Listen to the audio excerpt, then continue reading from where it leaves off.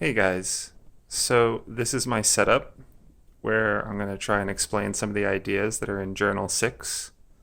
Hopefully, this clarifies part of what I'm talking about. I understand it's rather difficult to understand, considering I'm not in front of you all and doing a step by step.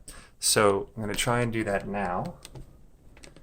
Set this up in such a way where you can see something like the first part, and we'll move forward from there, and hopefully this will be helpful. So the first thing that I'm talking about in this is to try and describe the object that's in front of you using straight lines only. And the reasoning behind this is so that particularly in things like portraits or organic objects where you have a lot of curvatures and a lot of recognizable images and aspects and objects, you're able to more accurately see what the angles that are existing between the different junctures in the actual object. So instead of just seeing an eye that has, the typical eye shape, something like that, okay, and struggling to describe something like an angle that sweeps outward and away, which can be a very difficult angle to describe, you can break up the eye into just straight lines. And this will help you when you measure them using a stick as a guide, holding it up to see what's going on, to see what it is relative to your perspective. You can figure out that this perspective, this angle that exists between the two, is roughly something like this.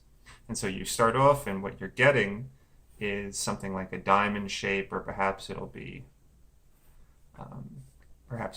a triangle, right? In profile position. Just see that, yeah, okay.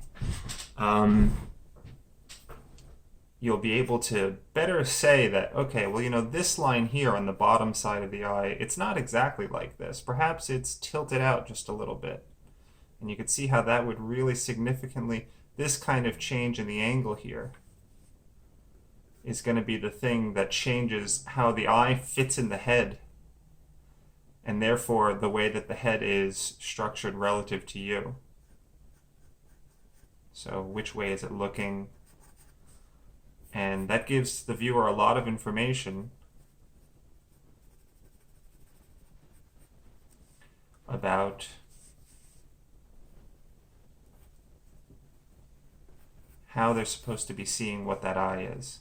And then from here, what you'll do is you start to cut off gradually the areas that are a little extraneous, because the eye won't be an exact square. And it's much easier to then go from that straight line and add a very subtle curvature to it, which is most of the time what it's going to be, rather than just go in and try and make that curvature to begin with.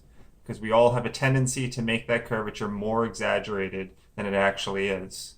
Which is another reason why I'm recommending to do this exercise, so that you can better have an idea and better train your eye to see the angles that exist there more accurately. This helps you break it down. It helps you get over seeing things in the way that your mind wants to normally see them, so you can see them for the accurate observational perspective that you're in. So I'm going to do it for the pot right now, so you can see it, since that's the example in the journal. And maybe what I'll do is I'll start off with a plumb line. And I just have my plumb line. Perhaps it's right up and down the middle. Generally, when I'm drawing at home, I have a brush to get rid of all of the scrapings and the things like that, anything that starts to build up on it, because that can muss things up. And if I do this, maybe the first thing I'll do for the pod is figure out something like the top line, right? So that's somewhat of an easy area from the angle that I'm at now because I'm looking down at it.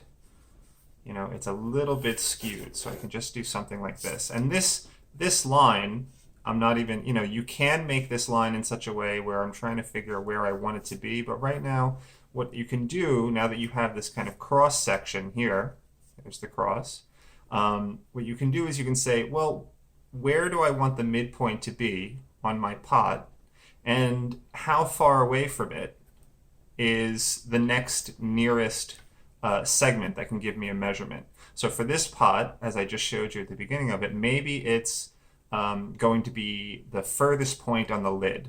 So if I make the furthest point on the lid here, I have to figure whether it's going to be equivalent over here, and I'm gauging that. So this measurement here, I'm gauging that off of this central line that I put down. And that's something that can help you. That's the beginning, and you can decide to do this in so many places, but that's the beginning of breaking down where everything's going to be. So you have that straight line, and I think, do I want that here? Let's make this go a little bit further out. And this is just an estimate at this point. So at this stage here, I can do something where I say, okay, or you can measure this out accurately, but this exercise also is to help develop your ability to measure with your eyes, and making errors in it are the best way to actually get you to a place where you're going to be seeing things accurately. You can make the adjustments on the specific errors that you are. And the other thing to do while doing this is almost always the case, just keep your markings light so that you have a strong enough eraser to erase them out. And that way, you can make adjustments as needed, because in most situations you're going to have to make a lot of adjustments, right? So I have something like this, and I'll say that that's the top of the pot, which is going to make my pot fairly small. Let's just get rid of that guy.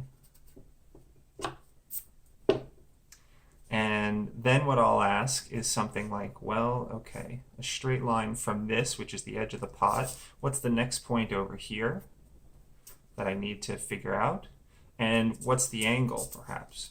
So I can do, since the pot is a bit of an oval, you know, it has this kind of shape. I'm going to start drawing on the spot where it is. It has this kind of shape. I'm breaking it up maybe into something like a hexagon. And you can do something even more simple where you can break it up, you know, into a square.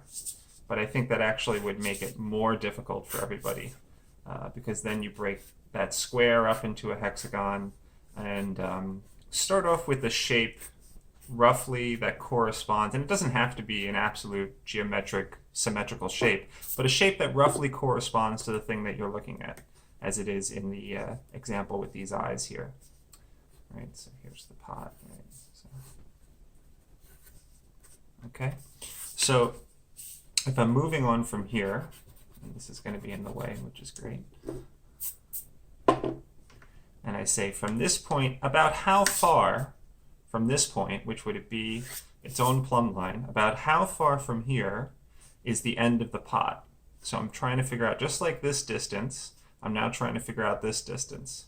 And what you can do with your eye is you start to say, well, is this distance from here to here further? Is this distance further than this distance?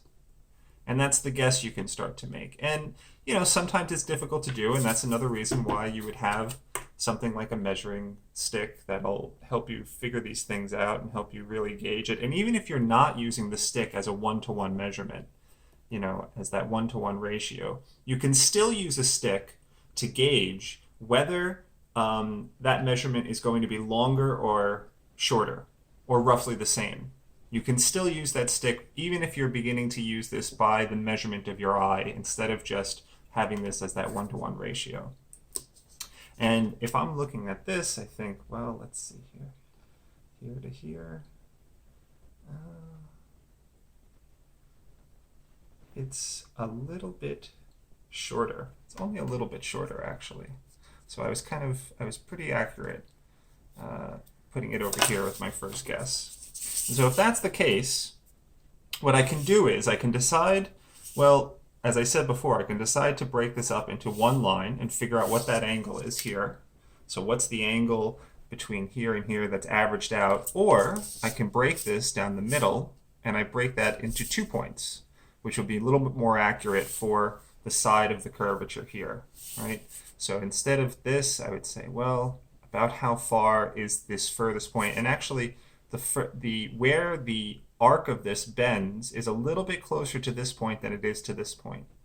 So what I would do is I would try and figure out the furthest point over here. Maybe it's roughly there. Figure out roughly what the angle is here, something like this, and figure out what the angle is meeting with this point. Since this point is already described, then you don't have to then guess again. Say, oh, where is it? It's roughly there. You can just kind of meet it out. Let's say something like that. All right. And now you have this point literally triangulated. You know, this point right here is what you've triangulated in this space. And this is how you might begin just using the straight lines. Because what you do at this point, take your kneaded eraser. This is one of the main uses for a kneaded eraser, is you make it into a shape, and then you just kind of roll it out over the space, and it reduces, you can see the marking of the eraser, what it picked up. It reduces the mark you had there. This is that's one of the main reasons to have this. It helps you kind of make sense of that space, and it keeps the guidelines that you have there. So what you would do here is you would be able to go over this, and maybe I just cut that off by that much, and maybe it goes over this. You know, that I can use this straight line here, and I can hold up my ruler against what I'm drawing to see if this part of the line goes over or under that standard that I've made for myself here, which is that angle. You know, you can figure out that angle in the same way with the method of a clock, like I've described in class. You can figure out what that angle is, and in doing so, then you can make the adjustments, which are often too subtle for your eye to tell. You need a standard to judge by. You need something that's going to help you figure out where things are. So, but to begin with here, I just want everybody to kind of have these straight lines put together. All right, so moving on. Now we have described this segment of the pot. And this juncture here where I brought this is where the spout is connecting with the pot. And so I can figure out here as well, what's this angle? What's the angle where this juncture meets? And depending on how, you know, I have an organic object here, so it actually is up just a little bit. Maybe that's too much, something like that. Right? And maybe that section where it goes up is very small, and then it changes, because this is actually a hammered copper pot. So there's going to be a bunch of organic kind of inexact sections to it. And this is one of the places where having these straight lines is an especially useful tool. And you can see how strongly descriptive just putting in that angle is. It really begins to create this kind of geometry. It really begins to create a kind of positioning in the overall space of what you're trying to describe. So I might need to do that, but what I could do, more importantly, is figure out roughly this angle and give yourself a horizontal plumb line. Plumb lines are always going to be straight, ideally straight, not like this measurement here, which is a measurement off of what the pot was. But this line now is straight, and what I would do in this situation is I have that point. I've gone about halfway down my pot. I might go to this side of the pot and begin to make my estimations about where it fits over here. So to do that, right, I'll come back up over here, and I have to decide where on the pot this is exactly. And this was the apex point, so this comes down here, and maybe what's the distance from the middle of this segment up here? It's a little bit up there. So what I've just described here, this space here, is the lid. Okay, So if that part is the lid and it goes out a little bit further out here, what you can do with that as well, right, now that I have, is just say, okay, here's a little bit of a straight line. There's the straight line. And if for something is a really oblique angle, you can have 1, 2, 3, right? So now those straight lines are meeting. And then, you know, in doing this, I can tell just from this side of it, right? If I just look at this side of the pot and just look at that shape, if you cover up your eye and you hold it up, I'll take this here. Let's see if we can do it like this. If you look at what you're drawing, all right, and you cover up a section of it. Let's see if I can do this. And so now you're just looking at, you're looking at it just like this. It's easier to tell what the shape of this area is. This area that you're trying to describe, rather than having to look at the whole thing. If you break it up so that you're just looking at different sections of it, your mind gets kind of tricked into seeing what's actually there, to seeing what your actual observational information is, rather than what you want to see. So this is an important trick as well. Hold that up there. And now you can tell more easily how this shape here is described. Okay.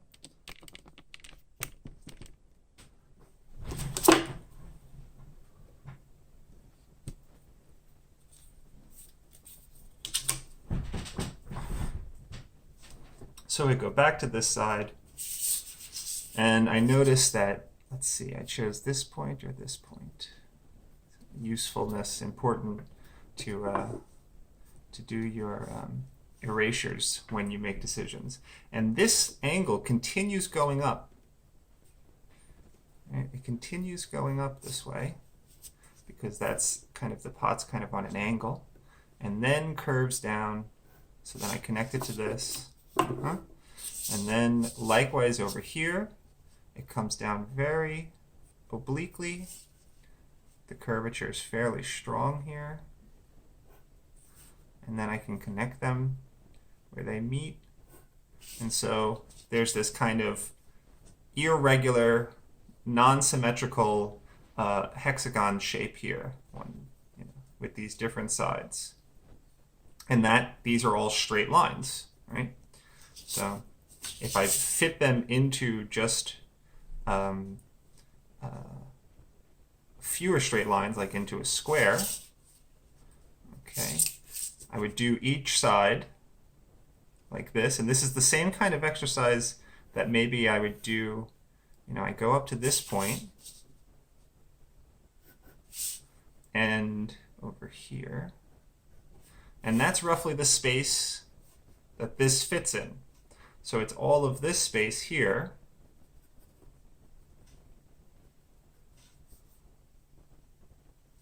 That's kind of excessive to it. But when I do this, when I'm trying to figure out the distance between something, I'm essentially looking at it just like that. I'm trying to figure out this mark, and I'm trying to figure out this mark. And because these are closer, they're easier for me to tell. So I start with them rather than these. Generally when you're doing an oval or something that's foreshortened. So I kind of connect the dots as I've made the dots, moving along the way, right? Off of the standard, which are the plumb lines, which are also standards that I've made as I'm looking at the image. And I can go over here, and there's a strange feature of this pot where the handle has the pot has fallen, and the handle has been landed on the top of the handle or something over here quite hard, and it pressed the soft copper in, so there's a dimple in the pot here. So it makes this, on my angle, quite straight, coming down from here.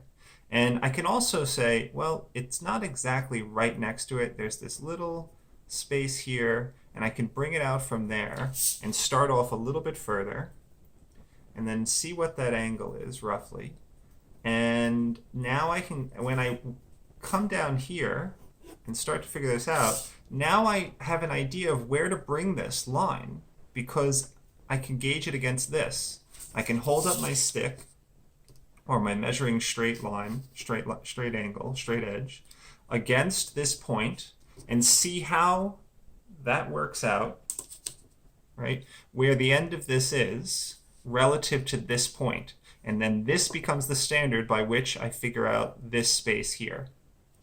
And I can tell right away that I'm a little bit off. And I think maybe something like that is more accurate. And so you're just constantly checking and re-gauging, you know, as in carpentry, measure twice and cut once. Here you can see this is essentially also what a sculptor would be doing. As they're breaking down a piece of wood or a piece of marble, you have to kind of break it down in these straight areas because it's too difficult to be able to make descriptions of really fine surfaces like flesh. And you can tell this with any sculptor. You look at a lot of the unfinished Michelangelos, and he's figuring out the planes, all of these different areas, and then he figures out how they connect over space.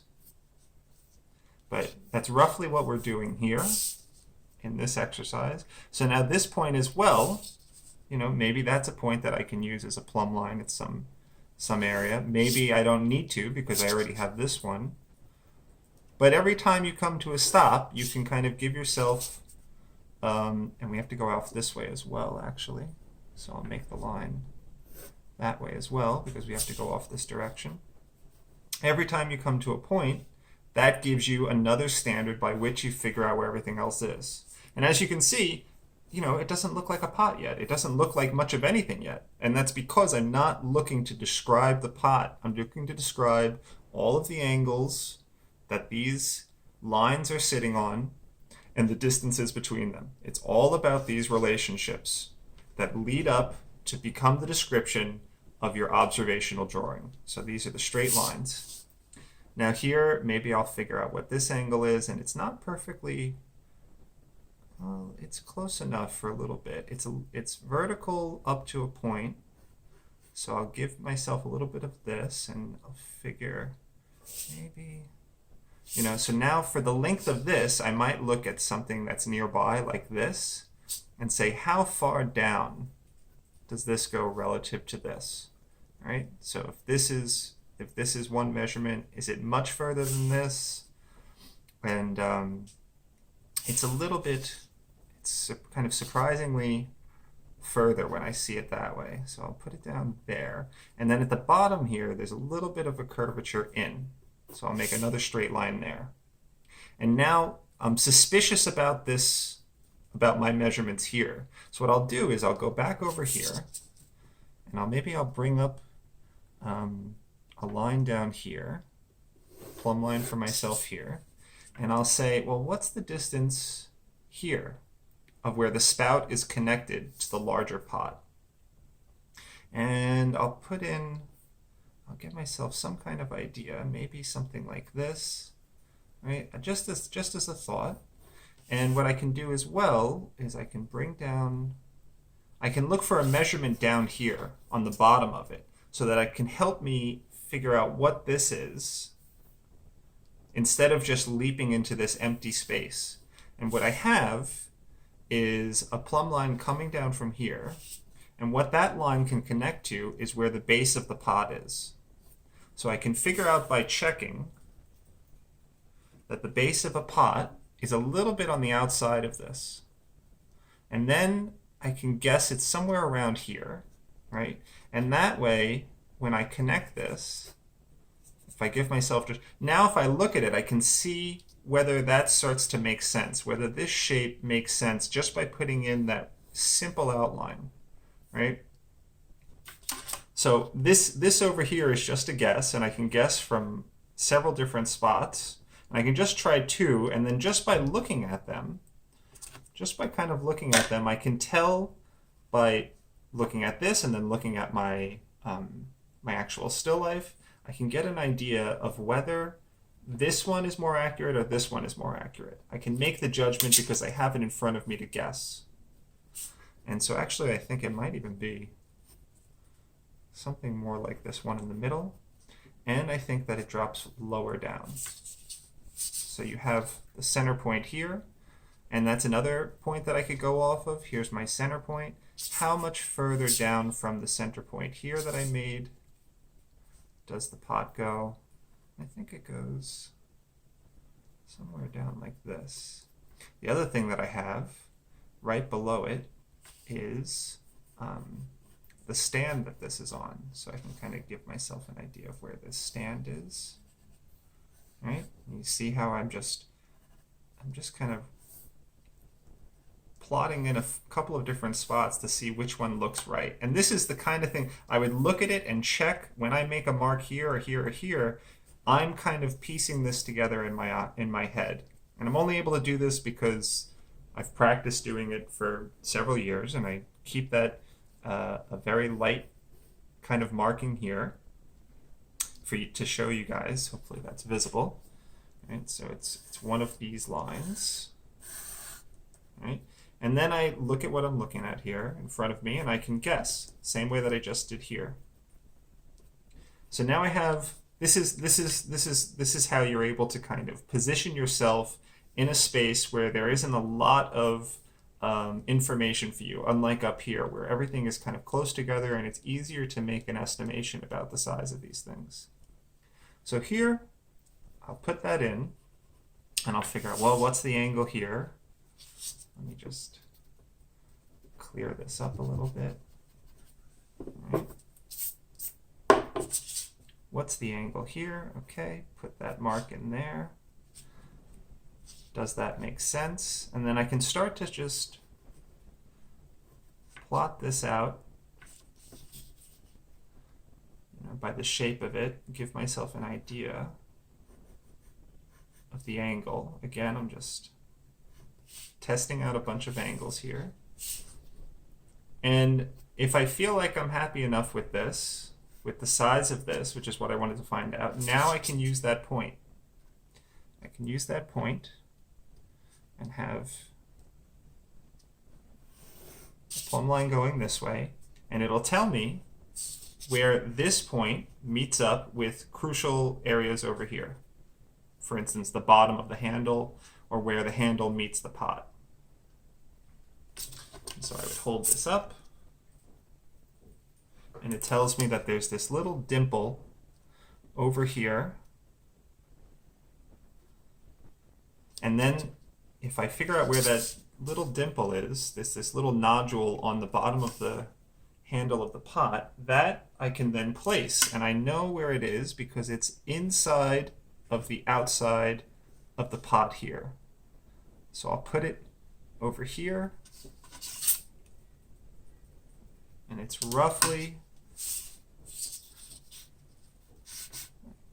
page is turned here, it's roughly lined up with this line.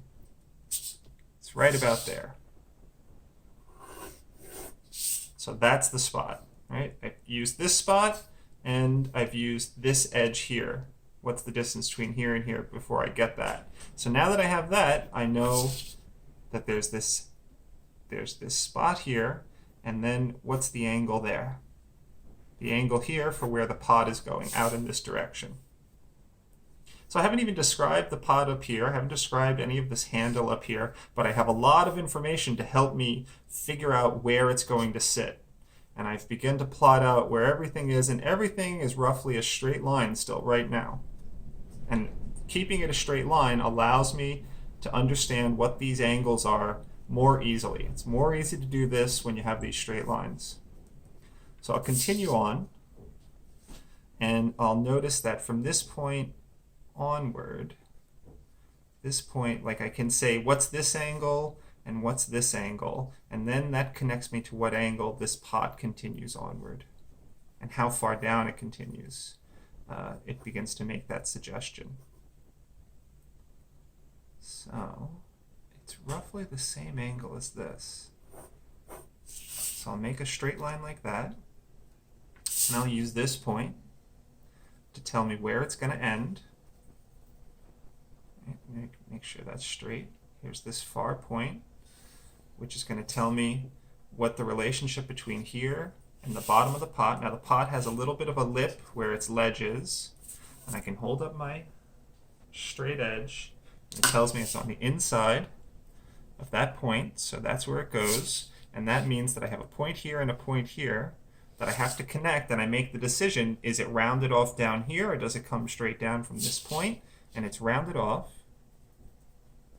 So at what point here do I meet? You see how using this point and figuring out where this is helps me make this measurement smaller, helps me make this measurement easier for me to gauge.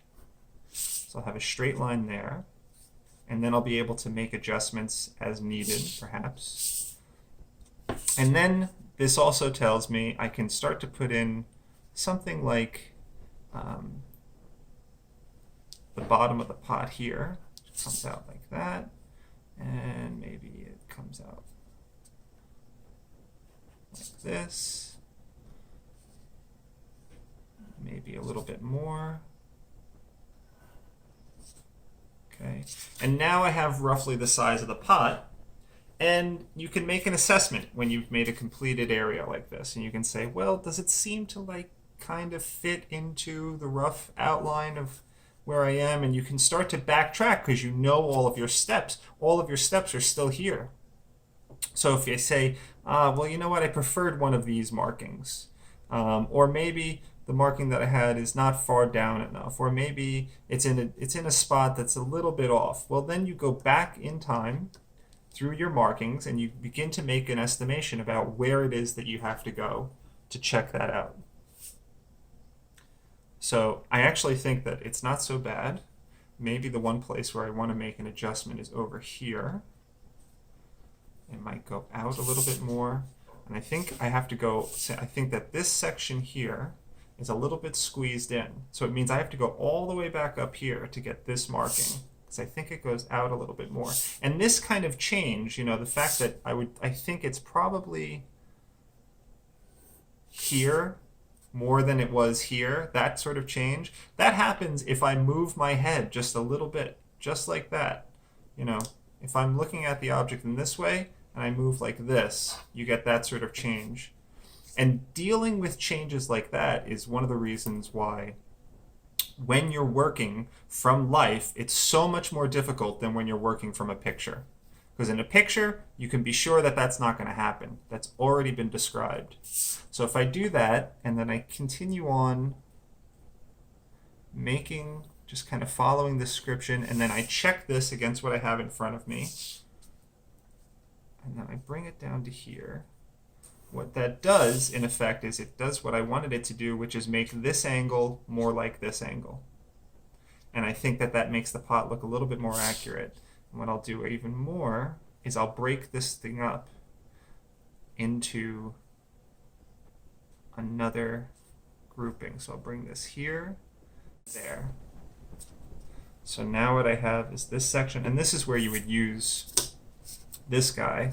So you line up, when you have these two lines that are really close to one another, you line up the line that you're trying to erase, and you don't touch this other one. Much easier. That's the use of having that eraser shield.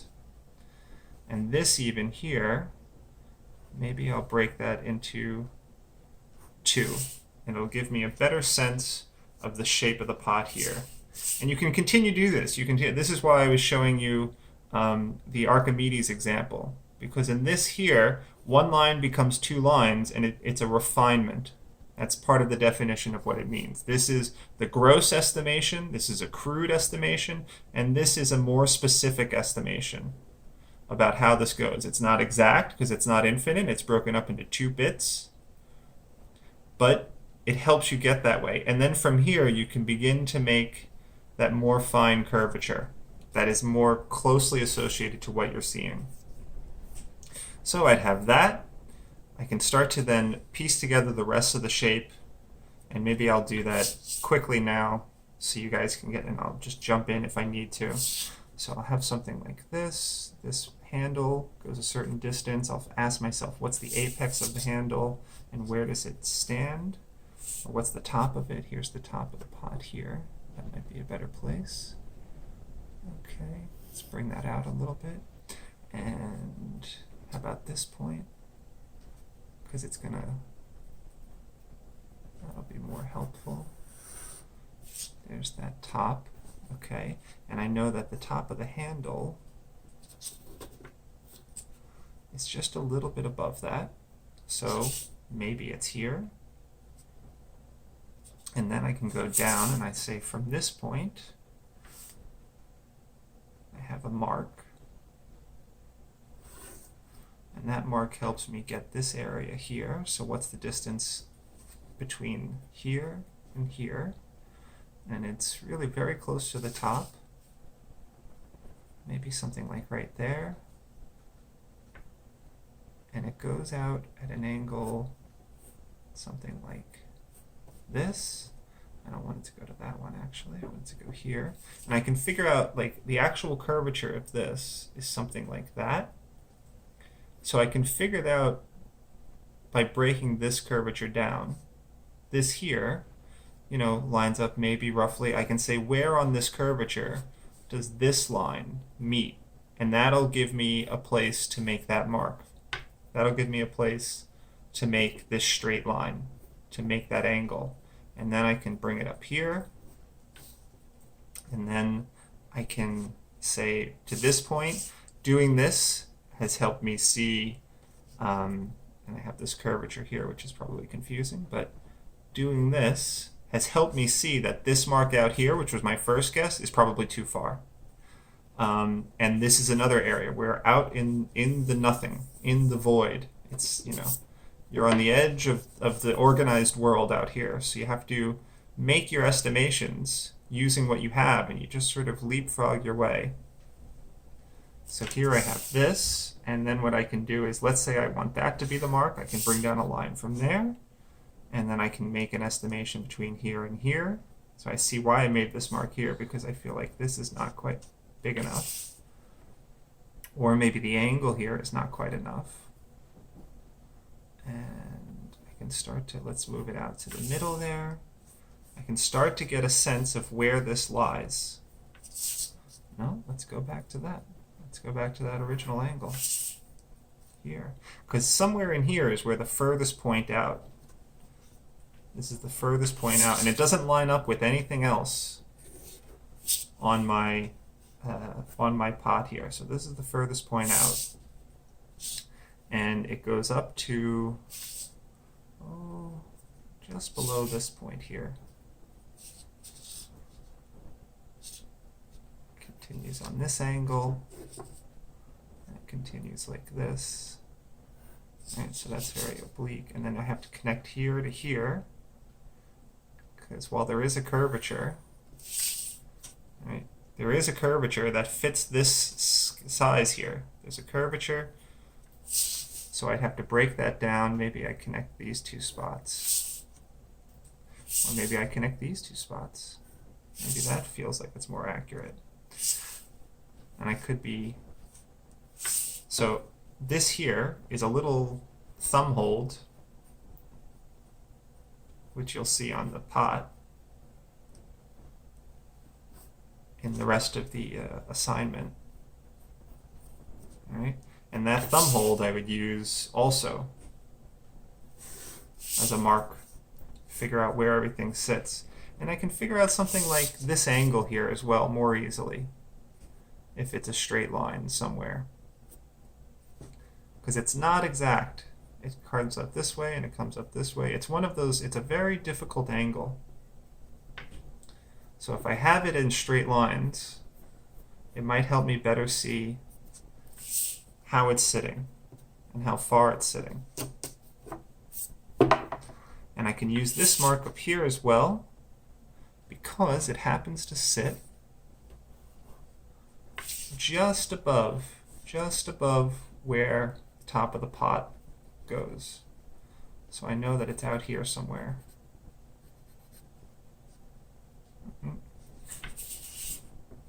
And I'll just kind of bang that in real quick for you, even though.